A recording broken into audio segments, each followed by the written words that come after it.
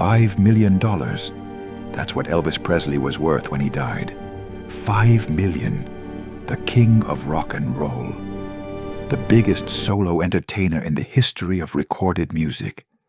And everything he left behind, everything, was worth $5 million. You know what $5 million was in 1977? One house.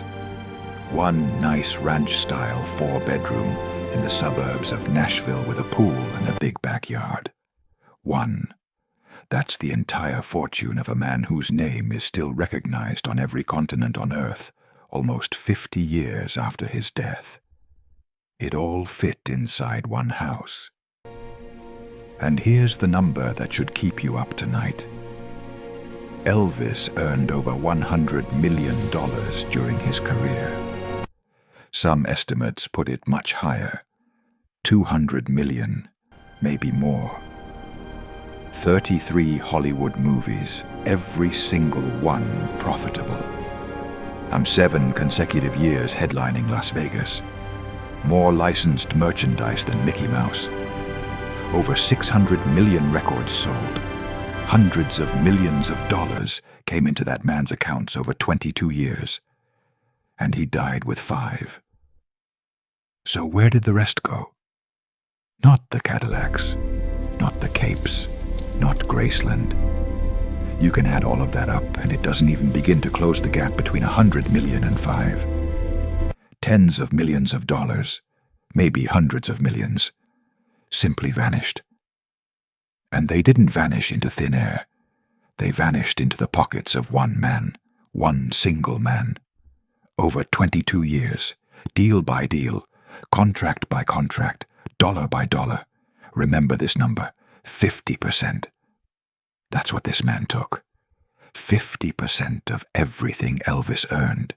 Every record, every movie, every show, every deal. Half. And I need you to understand what that means. Because a normal manager in the music industry took 10 to 15%. That was standard. That was fair. This man took 50.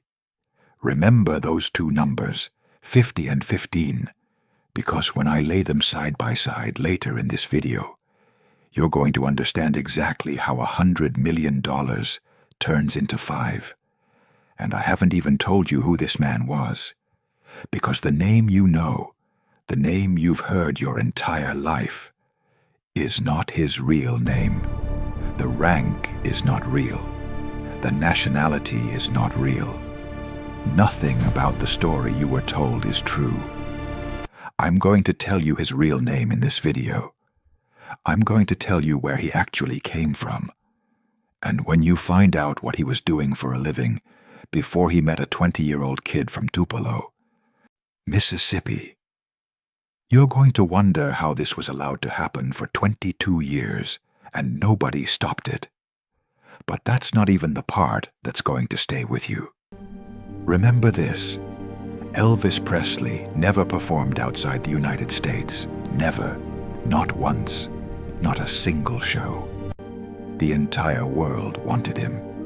Every country on earth would have paid anything to have him on their stage.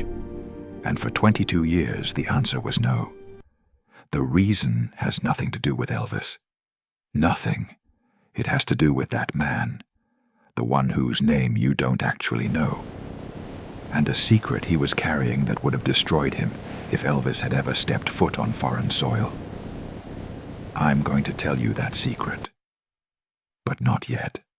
I'm going to show you how a poor boy from Tupelo built one of the largest entertainment fortunes of the 20th century. How much he made per movie, how much Vegas paid per show, and how much money flowed through his hands over 2 decades. I'm going to introduce you to the man who took it, who he really was, where he really came from, and the specific deals that bled Elvis dry while the whole world watched. I'm going to tell you why Elvis never left America. And when you hear the reason, every question you've ever had about his career is going to have an answer. And I'm going to show you what happened after Elvis died.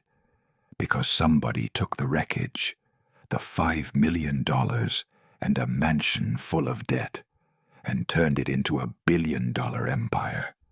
And I promise you, it is the last person you would expect. I drop a comment before you keep watching. Elvis made 33 movies.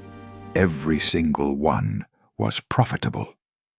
Guess how much Elvis himself was paid for his very last film? Guess. I'll tell you in the middle of this video. And when you compare that number to what the studio made off the same movie, you'll understand that Elvis Presley wasn't cheated at the end. He was cheated from the very beginning.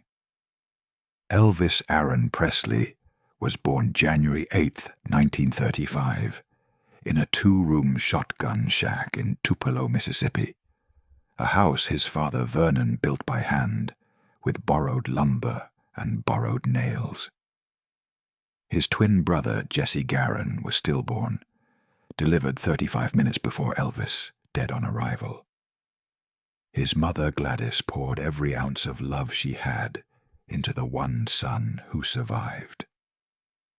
Vernon did whatever work he could find: day labor, sharecropping, driving a truck, and once served time at Parchman Farm State Penitentiary for altering a $4 check. They were poor the way your grandparents might have been poor during the Depression. Church every Sunday at the Assembly of God, where Elvis first heard gospel music vibrate through his bones. The family moved to Memphis when he was 13. That's the childhood. You know the childhood. You've heard it 100 times. So let's move to where the money starts, because that's where the trouble starts. Sun Records, Memphis, Tennessee. An 18-year-old Elvis walks in off the street and pays $4 to record a 2-song acetate disc as a birthday gift for his mother. The studio owner, Sam Phillips, hears something in that voice that nobody has ever heard before. It's country, and it's blues, and it's gospel, and it's something else entirely. Something raw and electric and young and dangerous. Phillips puts him in front of a microphone, and magic happens. Within 12 months, Elvis Presley is the hottest act in the American South. He's selling out county fairs and high school gymnasiums. He's causing actual physical riots, not metaphorical ones, real ones, with police barriers and screaming girls and torn clothing. And that is when a man shows up. A man in his mid-40s, heavyset, talks fast, smokes cigars, calls himself Colonel Tom Parker. I need you to remember those 3 words. Calls himself. File them away. Because we're going to come back to them. And when we do, the entire story cracks open like an egg. Now, Parker's one genuinely intelligent move, perhaps the only move he ever made that was more for Elvis's benefit than for his own, was engineering the sale of Elvis's recording contract from tiny Sun Records to the mighty RCA Victor in November 1955. The price, $40,000 for the contract, plus a $5,000 signing bonus for Elvis personally. In 1955, that was the most money ever paid for a recording artist's contract in the history of the music business. It was a bold play, and it paid off in a way that nobody, not Parker, not Phillips, not Elvis, not RCA, could have imagined. Heartbreak Hotel, released January 1956. It hit number 1 on the pop charts, number 1 on the country charts, number 1 on the rhythm and blues charts, all 3 at the same time. Nobody had ever done that before. Not Frank Sinatra. Not Bing Crosby. Not anybody. And then came Ed Sullivan. 3 appearances. 70 million viewers per appearance. I need you to stop and think about what that number means. The total adult population of the United States in 1956 was roughly 100 million. Elvis Presley, on a single Sunday evening, was watched by 70% of every adult in America. 7 out of 10. A kid from a shotgun shack in Mississippi was on one television screen, and 70 million adults were glued to it. Then the Army Draft, 1958 to 1960. 2 years in Germany, served honorably, came back more famous than when he left. Then the movies, 33 of them. Love Me Tender, Jailhouse Rock, Blue Hawaii. Every single one made money, not most, everyone. 33 for 33. Then the 1968 comeback special on NBC, Elvis in black leather, the greatest performance of his career. Then Las Vegas, 1969, the International Hotel. Opening night, standing ovation. Elvis was reborn. The jumpsuits, the karate moves, the sweat, the scarves thrown to shrieking women in the front row. The raw volcanic power of that voice in a room. Night after night after night. And then, Aloha from Hawaii in January 1973. The first entertainment special in history, broadcast live by satellite to the entire world. 1.5 billion viewers. Let me say that again because it doesn't sound real. 1.5 billion people watched Elvis Presley sing in Honolulu, Hawaii, on a single night. That's half the humans alive on Earth at that time.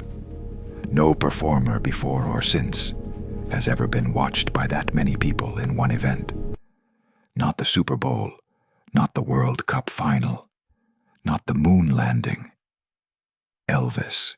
The career record sales, somewhere between 600 million and 1 billion units sold worldwide. That puts him in the top 3 best-selling music artists in the entire history of recorded sound, alongside the Beatles and possibly Michael Jackson. And here's a number I want you to hold in your pocket, because we are absolutely going to need it later. In the year 2020, 43 years after Elvis died, Forbes magazine reported that the Elvis Presley estate earned $23 million in that single year. His estate is valued today at between $400 million and $500 million. Elvis Presley earns more money dead than he ever earned alive. Remember that. We're coming back to it. So that's the fortune. That's the scale. Hundreds of millions of dollars in lifetime earnings. Possibly $1 billion.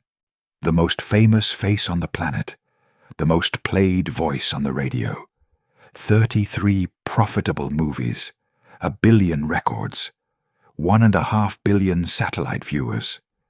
And behind all of it, behind every contract signed, every deal negotiated, every paycheck deposited, every licensing agreement, every merchandising arrangement, behind all of it, for 22 unbroken years, one man. The man Elvis trusted absolutely. The man Elvis called the Admiral. The man who made every financial decision in Elvis's life from the age of 20 until the day Elvis died at 42. His sole manager, his sole representative, the single human being standing between Elvis Presley and the entire entertainment industry. Let me tell you who that man actually was. Because nothing, and I mean nothing, about him was real. His name was not Tom Parker. His real name was Andreas Cornelius van Kuijk. He was born in Breda, a small city in the southern part of the Netherlands. Not America. The Netherlands. Holland. He came to the United States as a teenager, illegally. Most likely a stowaway on a cargo ship, though the exact circumstances have never been definitively confirmed, because Parker spent his entire adult life, over 60 years, making absolutely certain that nobody could trace his origins. He never became a United States citizen, never filed the paperwork, never could. Because filing meant a background check. A background check meant fingerprints. Fingerprints meant someone in an immigration office might discover that Andreas van Kuijk from Breda had entered the country without documentation, had been living under a fabricated identity for decades, and had no legal right to be in America at all. Discovery meant deportation, and deportation meant losing everything. So for over 60 years, the man who held the career and fortune of the king of rock and roll in his hands lived a complete lie. Every single day. A fake name, a fake nationality, a fake military title, and a very real, very constant terror of being found out. The colonel part. Let's be clear. Tom Parker was not a military officer. He never served a day in uniform. The title colonel was honorary, given to him by the governor of Louisiana as a political courtesy, the same way some states hand out Kentucky colonel certificates as party favors. It meant nothing, literally nothing. But Parker wore that title like a medal of honor every single day of his professional life. He insisted everyone call him Colonel. He signed every letter, Colonel Tom Parker. And it worked. It made him sound like a man of authority, a man you could trust with your son's career, a man you could trust with $100 million. And before he was the colonel, before Elvis, you know what Tom Parker was? A carnival barker. I mean that in the most literal sense possible. He worked traveling carnivals across the American South and Midwest. He ran games of chance. The ring toss where the ring never quite fits. The basketball throw where the hoop is slightly too small. He was a midway hustler. He separated farmers from their nickels and dimes at county fairs for a living. That was his professional training. That was his graduate degree. That was the resume of the man who would control the financial destiny of the most recognizable human being on planet Earth. Before Elvis, he managed 2 country music singers, Eddie Arnold and Gene Austin. You've never heard of either of them. Nobody has. They were warm-up acts for Parker's real ambition, which arrived in the form of a hip-swiveling teenager from Memphis who didn't know a contract from a napkin. Parker took one look at Elvis and saw something no carnival prize could match. A fortune that would never run out.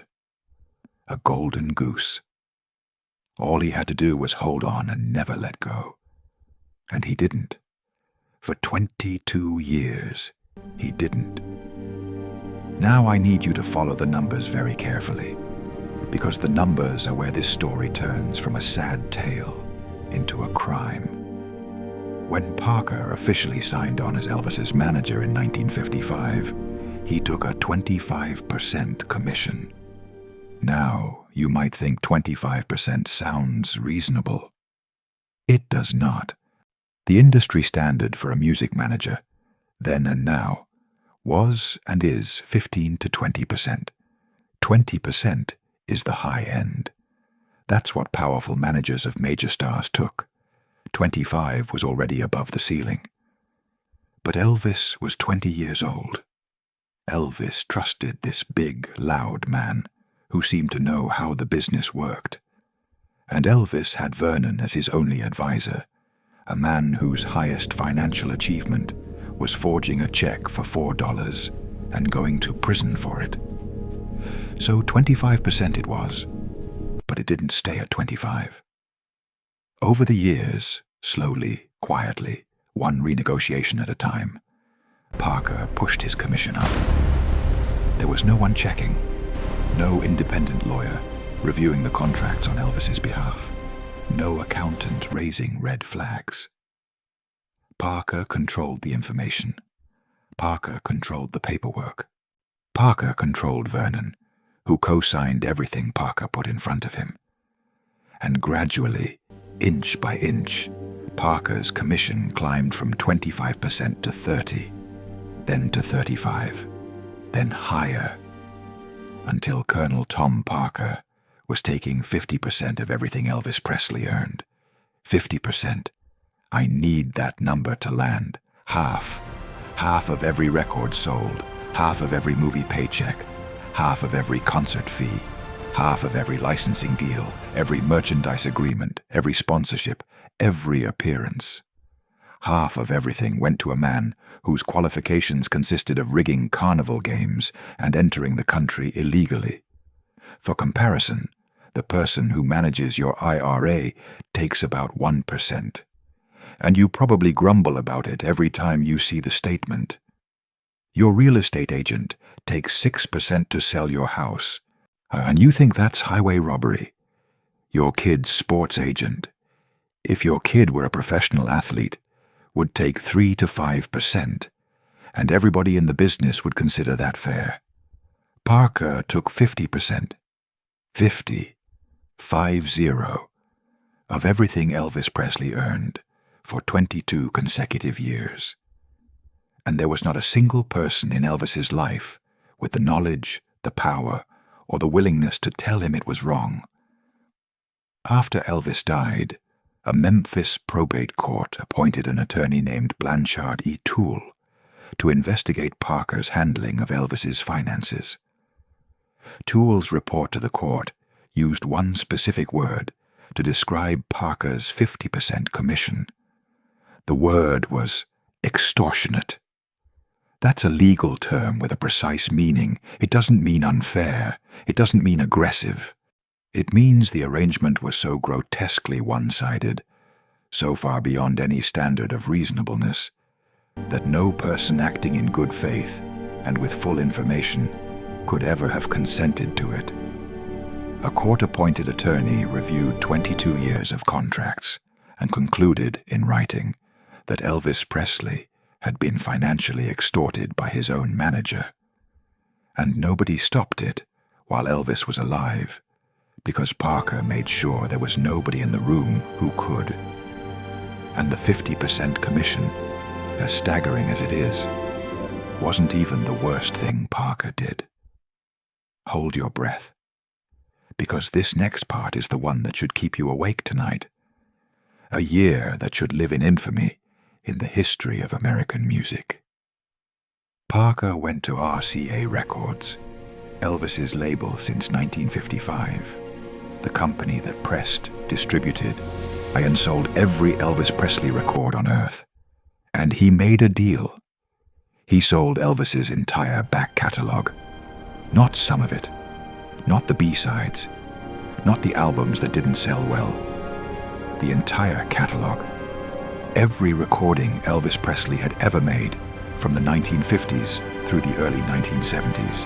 Hound Dog, Heartbreak Hotel, Jailhouse Rock, Love Me Tender, Suspicious Minds, Can't Help Falling in Love, All Shook Up, Don't Be Cruel, Blue Suede Shoes, In the Ghetto, Burning Love. Every song, every take, every note that turned a truck driver's son into the king of rock and roll. Parker sold all of it to RCA for $5.4 million. I'll say that again. $5.4 million. For the most valuable music catalog in the history of recorded sound. Do you know what $5.4 million was worth in 1973? A really nice house in Beverly Hills. One house. Parker sold the crown jewels of American music. Every hit Elvis ever recorded, every song that defined a generation, every note that's still played on every radio station in the world today, for the price of one house in California. And here's the split. I want you to pay very close attention to these two numbers. Of that $5.4 million, Parker took $2.6 million for himself. Elvis received $2.8 million. The manager, the man who was supposed to be working for Elvis, pocketed nearly half the sale price for selling his own client's entire musical legacy out from under him. Elvis got $200,000 more than his own manager on the sale of his own life's work. $200,000. That's the difference. That's what separated the king of rock and roll from the carnival barker in the transaction that gave away everything. But the money, the 5.4 million, isn't even the real crime. The real crime is what Elvis lost. When Parker sold that catalog, Elvis forfeited all future royalties on every song he had ever recorded. All of them. Forever. From that day in 1973 forward, every time any of those songs played anywhere in the world, radio, movies, commercials, streaming, a dentist's waiting room, the man who sang them got zero. Parker took his 2.6 million and walked away. Elvis lost a catalog worth hundreds of millions today. The estate eventually had to buy those recordings back. Elvis's own family paying full price for Elvis's own music. And Parker wasn't done destroying Elvis's financial future in 1973. He also negotiated Elvis's ongoing royalty rate with RCA, the rate Elvis would earn on new pressings and future sales of his music. And he negotiated it below market, for his own client. The man he was legally and ethically obligated to fight for. Elvis received 10 cents per single sold and 50 cents per album. Let me put that in terms you can feel. Every time a teenager walked into a record store and bought an Elvis 45 for $1, Elvis got a dime. A dime. For the voice, the name, the face on the sleeve, the talent that moved the world. A dime. Now here's the comparison that should make you want to scream.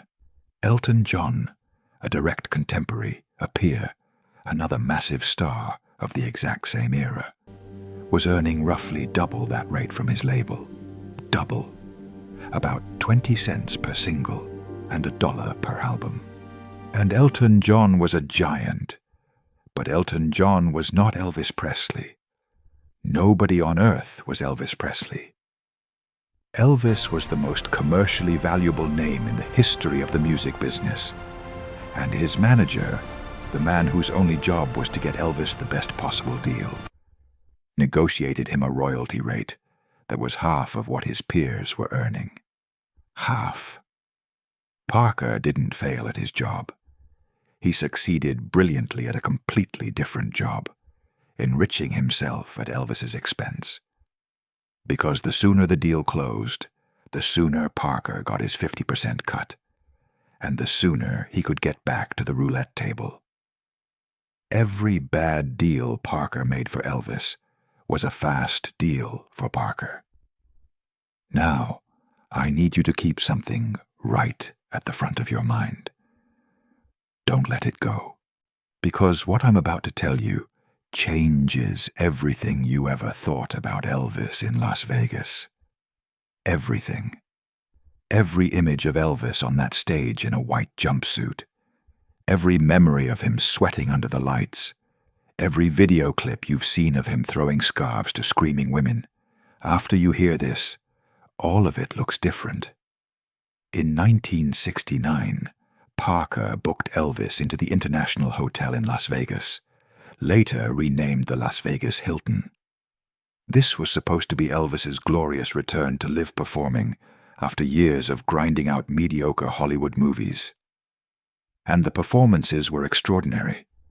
Elvis was electric, magnetic. The voice was a weapon. The audiences gave standing ovations every single night. Vegas Elvis. That's the Elvis a lot of people hold closest to their hearts. And that Elvis was real. He genuinely loved being on stage. He loved the energy. He loved the connection. That part was true. But the deal behind those shows was rotten to its core. And it was rotten on purpose. Parker negotiated the contract for Elvis's Las Vegas residency on a tablecloth. I am not exaggerating for effect. He literally wrote the terms of the deal on a cloth napkin in the hotel's coffee shop. Not in a boardroom, not with lawyers present. On a napkin, in a restaurant. The headline fee came out to roughly $100,000 to $130,000 per week, which sounds like an enormous sum until you learn one devastating detail. Elvis had to pay everything out of that fee. His entire band, his backup vocalists, his costume designer, his production costs. Every expense of putting on the show came out of Elvis's headline check. By the time he paid everyone, his personal take was a fraction of what the number suggested. Meanwhile, the hotel was making a killing. The casino earned approximately twice as much revenue from Elvis's residency. Ticket sales, drink minimums, the tidal wave of high-rolling gamblers that Elvis's name dragged through the front doors every single night, as Elvis earned from performing. The hotel's general manager, Alex Schufe, said publicly, and he said it with a smile, that the Elvis contract was the best deal ever made by a Vegas casino.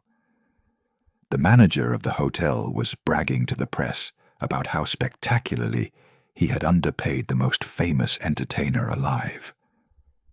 And the man who let that happen, the man who shook hands on those terms in a coffee shop over eggs and toast, was Colonel Tom Parker, Elvis's own manager. Why? Why on earth would a manager, a man whose fiduciary duty, whose legal obligation, whose entire reason for existing was to get the best possible deal for his client, why would that man negotiate a below-market contract with one specific casino and then chain his client to that casino for year after year after year, show after show after show, 2 shows a night, 7 nights a week, until the schedule was physically destroying his client's body? I'll tell you why. And when you hear it, every single thing about Vegas Elvis will rearrange itself in your brain like dominoes falling. Colonel Tom Parker owed the Hilton Hotel Group an estimated $30 million in personal gambling debts. $30 million. Let me give you a comparison so you can feel the weight of that number. In the 1970s, and you could buy a nice family home in most American cities for about $30,000. Parker's gambling debt was equivalent to 1,000 houses. 1,000. He could have bought an entire neighborhood, a whole small town, with what he owed the Hilton in gambling losses. Parker was not a recreational gambler. He was not a man who enjoyed a hand of poker with friends on a Friday night. Colonel Tom Parker was a pathological, compulsive gambler who spent 12 to 14 hours per day, at the roulette wheel and the craps table. Every day. Not on weekends, not on vacation. Every single day. His other office was the casino floor. The pit bosses knew him by name. The dealers knew his betting patterns. The cocktail waitresses knew his drink order. The hotel comped his suite, comped his meals, comped every amenity. Because Parker was a whale. That's the casino industry's term for a compulsive high roller who can be relied upon to lose catastrophic amounts of money in predictable fashion. Parker would sit down at a roulette table at noon and still be there at 2 in the morning, having hemorrhaged $200,000, $300,000 in a single session.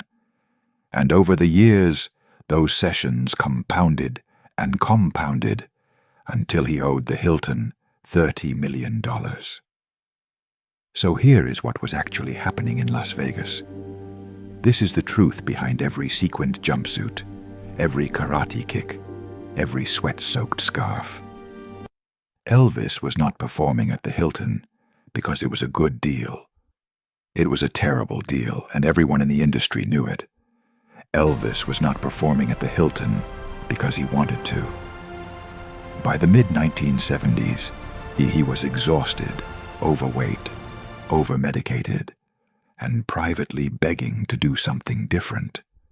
To tour, to go overseas, to do anything other than the same casino stage night after night. Elvis was performing at the Hilton because his manager owed the casino $30 million, and Elvis Presley's body was the collateral. Every show, Elvis dragged himself onto that stage. Every night, he stumbled through songs in a pharmaceutical haze. Every matinee he performed half-conscious to a room of tourists eating steak. Every single one of those performances offset a piece of Colonel Tom Parker's gambling tab. The king of rock and roll was not performing for his fans. He was performing to pay his manager's roulette losses. Elvis was the payment. Elvis was the chip on the table. Elvis was the house's guarantee that Parker's $30 million debt would be serviced. Let that land. I mean, really let it land. Take 10 seconds. I'll wait for you. Remember this. Remember what I just told you. Because every time you see a clip of Elvis on that Vegas stage, every time you see him in that white jumpsuit with the eagle on the back, dripping sweat, throwing scarves, I want you to remember what was really happening. He wasn't performing for you. He was performing to pay off a gambling debt that wasn't his. Now, guess how many international concert tours Elvis Presley did in his entire 23-year career? Go ahead and think of a number. You might guess 15 or 20. A global star like that, performing everywhere. You might guess 10. Maybe 5. Maybe he was selective. The answer is 0. 0. Elvis Presley never performed a single concert outside the borders of the United States. Not one. Not ever. Think about what that means. The most famous performer in human history, a man whose records were played in Tokyo, in London, in Paris, in Sydney, in Johannesburg, in Sao Paulo, in every city, on every continent. That man never stood on a stage anywhere other than America. The fans in London, who would have sold their homes for a front row seat, never got one. The fans in Tokyo who worshipped him like a living god never saw him live. European promoters offered millions, documented, serious, life-changing offers. South American stadiums could have been sold out 10 times over on announcement alone. The demand was bottomless. The money was staggering. Tens of millions, possibly hundreds of millions, in international touring revenue over the course of a career. Elvis himself wanted to go. He told friends he dreamed of performing in Europe. He talked about Japan. His musicians were eager. The world was waiting with open arms and open wallets, and Parker said no, every time, without explanation, without negotiation, just no. Now you know why. Andreas van Kuik from Breda, Netherlands, did not possess a United States passport. He could not get one. To get a passport, you need to prove citizenship. To prove citizenship, you need documentation of legal entry. And his entry was not legal. If Parker left American soil, even for a single concert date, he might never be allowed to come back. Border control might look at his paperwork and discover what nobody was supposed to discover. That the colonel was a fraud, that his name was fake, that his nationality was fake, and that he had no legal right to be in the United States at all. Deportation back to the Netherlands, loss of everything. So Parker kept the most famous entertainer in the world locked inside one country. Not for Elvis's safety, not for artistic reasons, not because international touring was risky or complicated, for his own survival, because one man's secret was more important to him than his client's career, his client's fortune, his client's dreams, and the dreams of 1 billion fans worldwide who never got to see the king perform live. Imagine it, just for a moment. Close your eyes and imagine it. Imagine Elvis at Wembley Stadium in London, 1972. 100,000 people singing along to every word. Imagine Elvis in the Budokan in Tokyo, 1974, and the crowd so reverent you could hear a pin drop between songs. Imagine Elvis in a stadium in Sao Paulo, 80,000 Brazilians on their feet, that voice echoing off concrete and into the tropical night sky.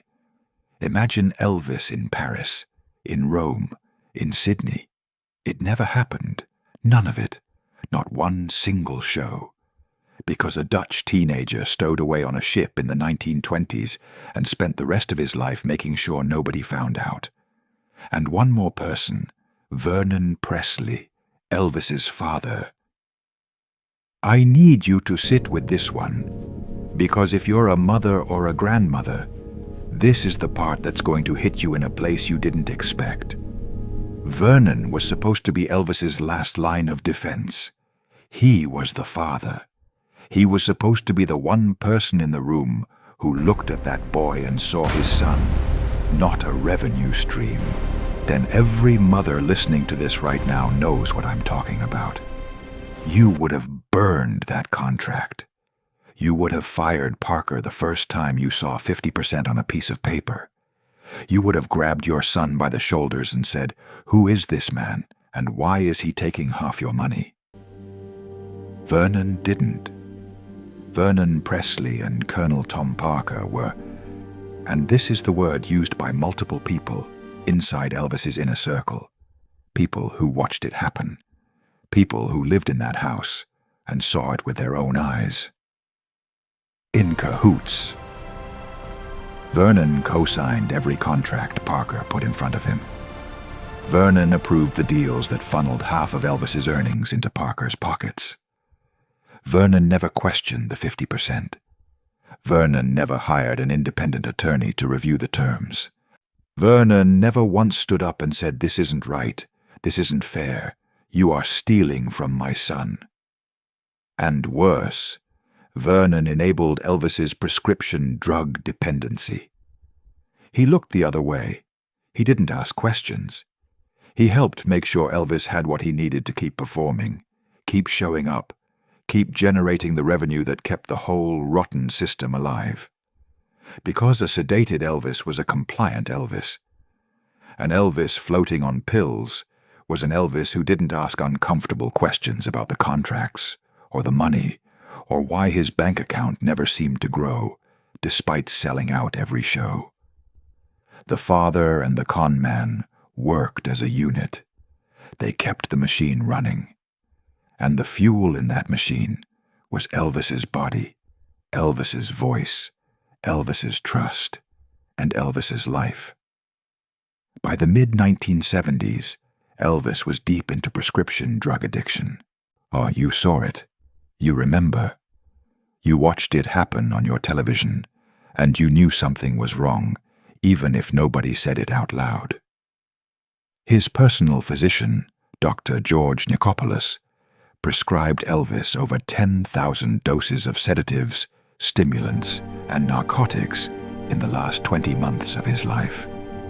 10,000 doses in 20 months, from a licensed doctor, from a man who took an oath to do no harm. And nobody stopped the machine, not Parker, not Vernon, not the doctor, because the machine was still making money. And money was the only thing that mattered to the men in charge. Parker kept booking shows, 2 a night sometimes, 7 days a week, through it all. Because every show Elvis performed was a payment on Parker's gambling debt, and Parker always owed more. Before his death, things had gotten so financially desperate that Parker had to arrange an emergency $750,000 deal with a Vegas hotel just to generate cash flow. Stop and think about that for a second. The man who sold 1 billion records, the man whose face was on more merchandise than Santa Claus, the most bankable name in the history of show business. And his manager had to scramble for an emergency loan to keep the lights on. Parker had bled him so completely, so systematically, for so many years, that the king of rock and roll was living paycheck to paycheck. A man who should have been worth $100 million or more couldn't cover his own expenses without Parker hustling up one more last-minute deal from one more casino. August 16th, 1977. Memphis, Tennessee. Graceland. It was a Tuesday. You remember where you were. Everybody our age remembers where they were. Elvis had a concert scheduled in Portland, Maine that night. Another show, another city, another jumpsuit, another performance for a body that was shutting down. He never made it. Around 2:30 in the afternoon, Elvis's girlfriend, Ginger Alden, found him face down on the bathroom floor. He was 42 years old. He had been reading a book about the Shroud of Turin. The official cause of death was cardiac arrhythmia. His heart simply stopped beating. But you and I both know what killed him. The drugs. The weight, which had climbed past 250 pounds on a frame that once swiveled like a switchblade. The crushing, merciless performance schedule that never let up because Parker needed money, and Parker always needed more money. The isolation, because by the end, Elvis had driven away or been separated from almost everyone who genuinely cared about him. And the betrayal. The deep, sustained, systematic betrayal by every single person who was supposed to protect him. His manager stole half of everything. His father enabled the theft. His doctor fed him pills by the thousand. Elvis Presley, the kid from Tupelo who walked into a recording studio to make a $4 record for his mama, died on a bathroom floor at 42 because the people around him treated him like a cash register with a pulse. And now, I have to tell you what happened after Elvis stopped breathing. And I need you to brace yourself, because this is the part that separates a bad manager from something worse. Something that doesn't have a polite word. Parker's first phone call after he learned that Elvis was dead was not to the family. It was not to Priscilla. It was not to 9-year-old Lisa Marie. It was to RCA Records. The label. Parker's first call, the very first thing he did when he heard Elvis Presley was dead, was to confirm that RCA would continue paying his personal expenses now that his client was no longer alive. Elvis was dead, and Parker was checking on his own paycheck. Before the grief, before the flowers, before the ambulance had even left Graceland. Then Parker flew to Memphis. And the very first order of business, the absolute first thing he did when he walked into Graceland, was sit down with Vernon Presley. Vernon, who was destroyed. Vernon, who could barely speak. Vernon, who had just lost the only truly important thing in his life. Parker sat across from that shattered old man and placed a contract on the table. A contract that reaffirmed Colonel Tom Parker's right to 50% of Elvis Presley's future earnings. Future earnings. The man had been dead for hours. His body was in the next room. And the con man was sitting there with a pen in his hand, locking in his cut of the corpse's revenue for years and decades to come. And Vernon, broken, bewildered, overwhelmed, signed it. Then Parker set up a merchandise licensing deal with a company called Factors, etc., to control all Elvis products after death. T-shirts, coffee mugs, commemorative plates, posters, postcards. Every tchotchke with Elvis's face sold in every gift shop and gas station in America. Parker got his percentage. He didn't just steal from Elvis while Elvis was alive. He stole from Elvis's ghost. He monetized the afterlife. The estate that Elvis left behind was worth $5 million. Graceland alone cost $500,000 a year in taxes, upkeep, and staff. The IRS was circling. Debts were piling up. Lisa Marie Presley was 9 years old. 9. She'd lost her father. She'd lost her childhood. She was set to inherit about $1 million from the estate. $1 million. For the only child of the king of rock and roll. A man who earned over $100 million left his only daughter $1 million. Because Parker took the rest. And there was serious, documented, real conversation about selling Graceland. Putting it on the open market. Letting some developer bulldoze the most iconic private residence in the history of American music and turn it into condominiums or a strip mall. That's how bad it was. That's how completely Parker had gutted the empire. In 1981, the co-executors of Elvis's estate finally did what someone should have done 20 years earlier. They sued Colonel Tom Parker. The formal complaint was devastating. It alleged massive fraud and mismanagement across the entire 22-year relationship. It alleged that Parker had received the lion's share of Elvis's income. Not the client's share, the lion's share, meaning Parker took more than the man who actually did the work. Attorney Blanchard Tuall's court-appointed report was even more damning. He stated in writing that Parker's 50% commission was extortionate, and that Parker's management of Elvis's business affairs was unethical. The suit went further. It alleged that Parker had diverted to himself money substantially in excess of 50% of Elvis's income from concert appearances. Substantially in excess, not 50%, more than 50. Meaning there were specific deals, specific concert runs, specific arrangements where Parker rigged the math so that he took even more than his already grotesque half. Think about that. The man was taking 50% and somehow still finding ways to skim more off the top. The case settled out of court in 1983. Parker paid $2 million to make it go away. $2 million. For a career of systematic financial exploitation that may have totaled $500 million in stolen income. $2 million was nothing. $2 million was a rounding error. It was the price of silence. It was the price of never having to sit in a witness chair and explain under oath why a Dutch carnival barker took more money from Elvis Presley than Elvis Presley took from Elvis Presley. But here's the ending Colonel Tom Parker earned, even if no judge ever delivered it.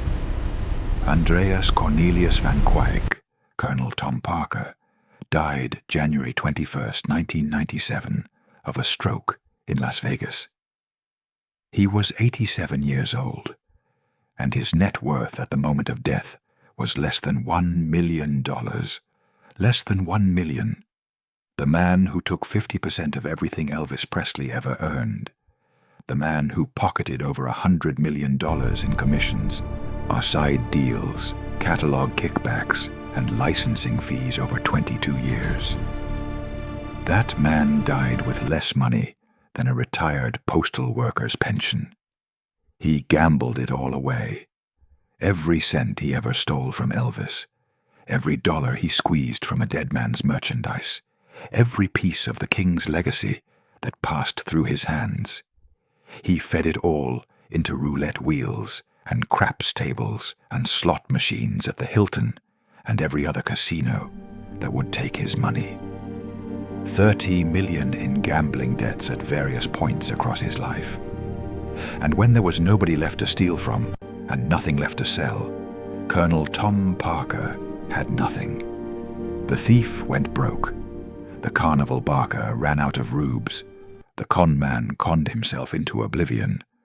June Carter Cash Johnny Cash's wife, said it best. She said Parker just got lost after Elvis died. But the truth is colder than that. Parker didn't get lost after Elvis died. Parker was lost the moment he sat down at his first roulette table and decided that Elvis's money was his gambling fund and Elvis's body was his marker. And now the last part. The part that takes this story from darkness into something else. Something you can carry with you. Because every story this dark needs at least one person who does the right thing. And this story has one. Just one. After Vernon Presley died in 1979, and Elvis's grandmother Minnie May died in 1980, the estate was utterly adrift, leaderless, hemorrhaging money faster than it could earn any. Graceland was a financial sinkhole, $500,000 a year in property taxes, maintenance, security, and staff, with no reliable revenue to cover it. The IRS was circling, sending letters, making threats. Parker still had his contractual hooks in whatever revenue trickled in. Lisa Marie was 11, 12, 13, a child growing up at the shadow of the most famous dead man in the world, with an inheritance that was evaporating by the month. There was no one at the helm, no one with the authority, the intelligence, and the willingness to fight.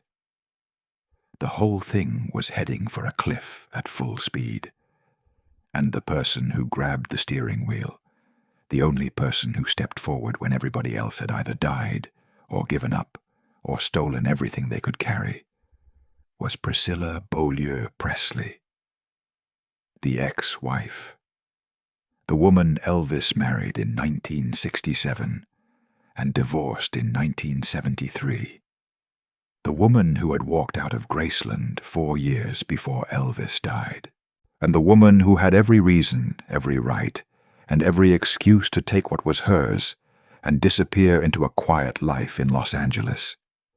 She had her own acting career. She had her own identity.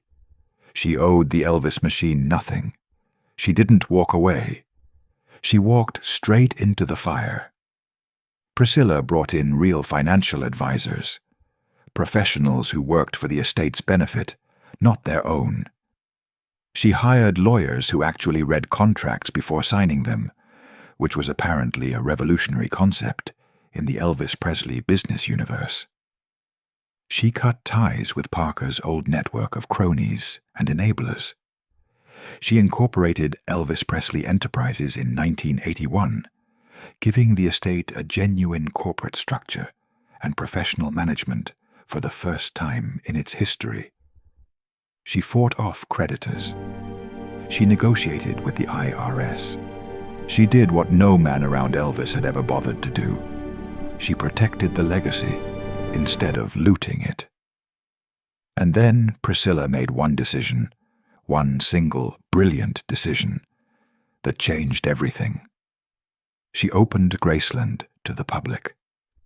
June 7th, 1982.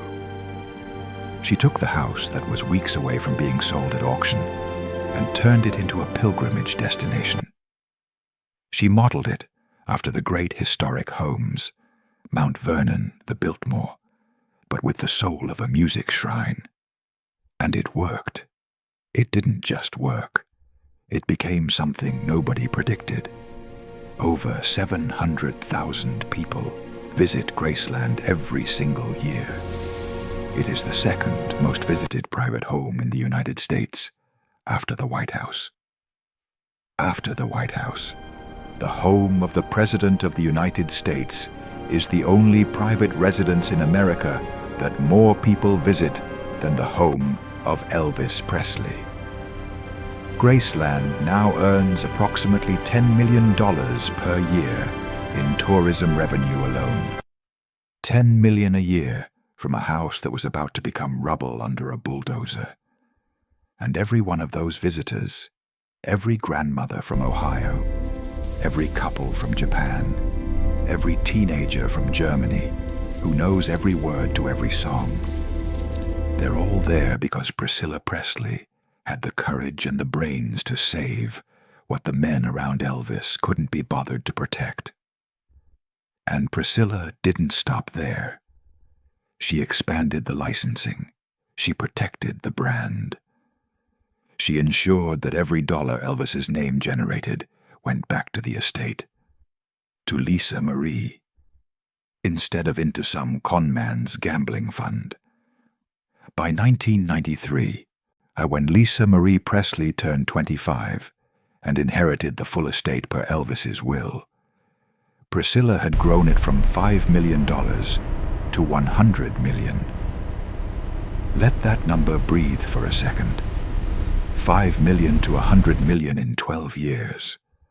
A woman who had no business training, no MBA, no Wall Street connections, just intelligence, determination, and a bone-deep refusal to let the men who destroyed Elvis also destroy his daughter's future. She did it without stealing a dollar, without gambling a cent, without a fake name or a forged signature or a handshake deal on a tablecloth in a coffee shop. Just honest, competent, loving stewardship of her ex-husband's legacy and her daughter's birthright. Everything the men around Elvis never provided, Priscilla delivered. Today, the Elvis Presley estate is valued at between $400 million and $500 million. Lisa Marie inherited at 25. Married and divorced 3 times. Lost her son Benjamin to suicide at Graceland in 2020.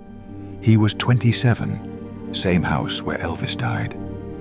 Lisa Marie herself died in 2023 at 54. Her eldest daughter, Riley Keough, now controls the estate.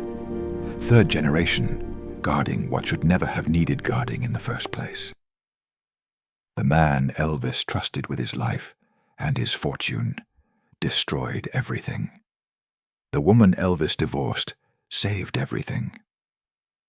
Parker died broke in a hotel room in Las Vegas, the same city where he'd gambled away $100 million stolen dollars. Priscilla built a $500 million empire from the wreckage he left behind. The Elvis earned over $100 million in his lifetime, maybe $1 billion, and died with 5.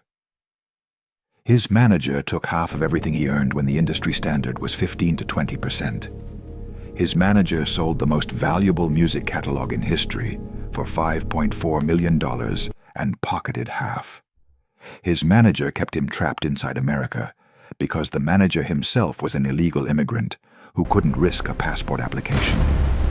His manager owed $30 million to a casino and kept Elvis chained to that casino stage night after night to pay off the debt. And when Elvis finally died on that bathroom floor at 42, the manager flew to Memphis and got a grieving father to sign a contract guaranteeing 50% of the dead man's future. The king of rock and roll was collateral for a carnival barker's gambling habit. And the woman who saved it all, who took the ashes and built a kingdom, wasn't his manager, wasn't his father, wasn't anyone Elvis chose to trust. It was the woman he let go.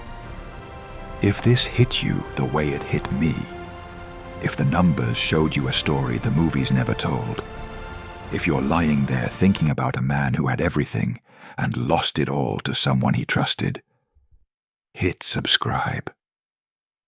Every video on this channel does the math they leave out of the documentaries, the numbers behind the fame, the receipts behind the smiles, the truth that hides in the contracts nobody reads.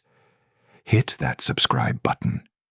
Share this with someone who loves Elvis and doesn't know the story behind the story. And I'll see you in the next one.